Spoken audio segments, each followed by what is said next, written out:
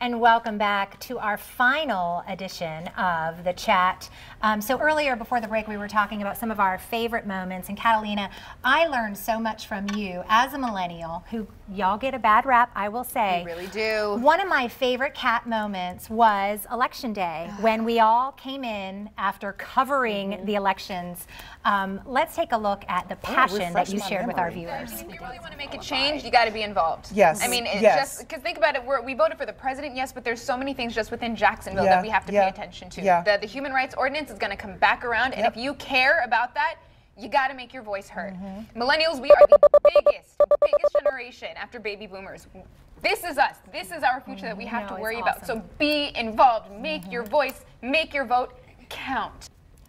And that HRO got passed. Got passed. You see what a little tears would do for you, girl. It was okay. So it was mortifying. I still cringe a little bit watching that, but it's really nice to see my friends group getting more involved in politics. Actually, this girl that I met, her name is Brittany Norris. She ran for the Commissioner 5 seat in Atlantic Beach. She's a young black female millennial, and she won. And she's the first ever to do that in Atlantic Beach. That's so it's awesome. really nice to see. I mean, not everyone's going to be like her, really, you know, putting the money where their mouth is. But it's just good to see that people are finally taking some kind of interest in politics, realizing that it does affect them. Like DACA now is kind of a big deal, and seeing a lot of people learning what it is and caring about what it means is really awesome to see. I love it.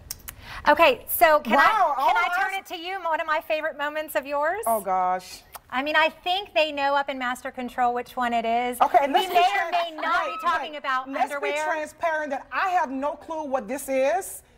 Here we go. I can't wait to see it. So they're not going to wear that. Save your money, honey. We're not going to do it. She's talking about not wearing underwear. Most women don't wear underwear. No, they don't. When they wear jeans, it is bare back. They're not going to wear that. Save your time, brother. Move on to something else. Listen, we got a hot chef coming up, okay? You're very brave to sit in on the panel. Well, we also called you hot. I mean, let's just throw it all in there.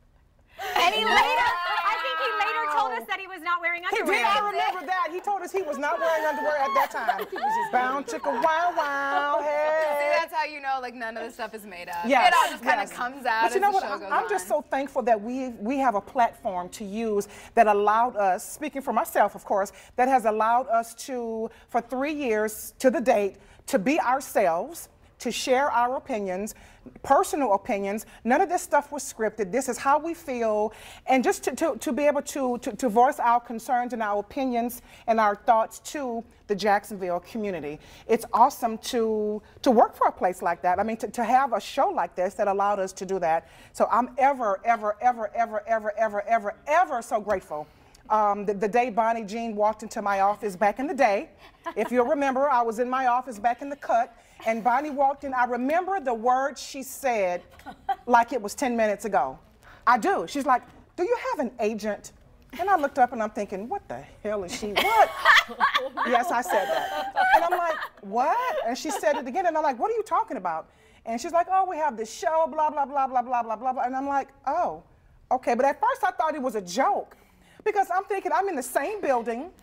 I don't know anything about this show that's been going on. You guys have been rehearsing forever. Like, when did that happen right under my nose? But yeah, you know, I showed up when she told me to, and you know, the rest is history. But I remember the day you walked in, and I thank you for walking in my office that day, because walking in my office, offering me the opportunity to show my talents, my God-given talents, has allowed me to be here since day one. And I can say, I think Casey and I are the OGs. I started here the very, you want to say, oh, yeah, original. Okay. Oh, baby, she didn't know what OG was, but that's okay. I'm giving my age card away. No, really, I'm a millennial, really.